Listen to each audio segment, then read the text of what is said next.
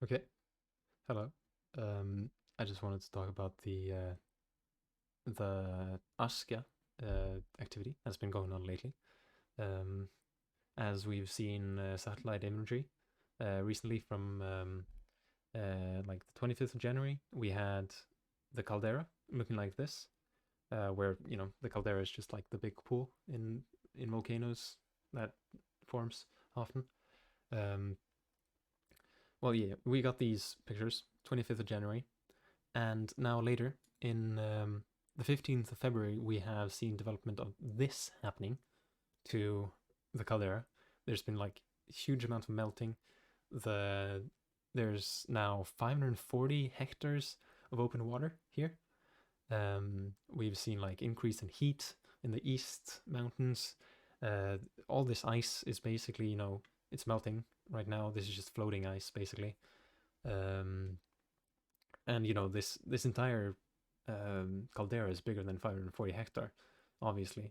As like this is maybe like a little over half is like 540 already. So it's a huge amount. And even like in the last 1.5 years, we've seen a land uplift of about half a meter in this area. So like the magma has been just pushing up the like ground under. Um, So, and just recently, it's been a lot of heat. We've had some scientists go and check the temperature and do some measurements and check out what is actually going on right now. And this is not due to any weather effects or anything. We would expect this area to melt a lot later in the year. Um, this this early in February doesn't make sense, obviously. And we've seen, uh, more like steam coming from the area, which it's clear that the area is actually heating up, and we've seen a lot of earthquakes and blah blah blah. I can keep going. Um, but yeah, we've been taking some measurements of this, and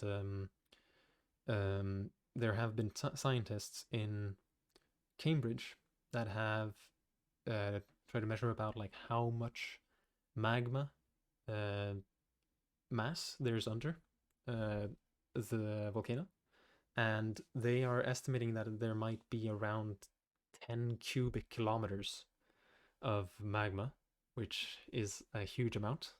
It's about the same amount as Mount St. Helens, and I mean, it's kind of like, for example, Laki.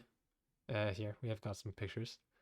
This is a huge lava field that was generated in 1783. Um, it I mean, it killed 1/4 of the Icelandic population. Not like not mainly due to like the plume that came from it and the chemicals from the ash and things like that. It killed livestock and crops, and it even went over to Europe. It affected livestock and crops in France. It might have caused the French Revolution, for example. It even traveled so far as Egypt, and might have helped cause a famine there. So it was very widespread. I think it. I think this one was a lot bigger than what we might expect from Askja, but it's big. And this one was about 12 to 14 cubic kilometers. So, it's a lot bigger, but we just don't really know what to expect from Askja right now. And, here's Askja, by the way. It's about north of the, Vatnajökull, the biggest glacier in Europe. Um, and yeah, we've just been seeing a lot of activity there. We don't know how big it's going to be, uh, especially now that there's been a lot of stress under Askja for a long time. We expect around eruptions around like 20, 30 year gaps, as we saw like eruptions in 1900, 1920, and then the most recent one was in 1950. So we've now waited for like 70 years or something for the next eruption to happen, and it hasn't happened. So there's just been a lot of stress happening under the volcano, just waiting for magma to build up to erupt.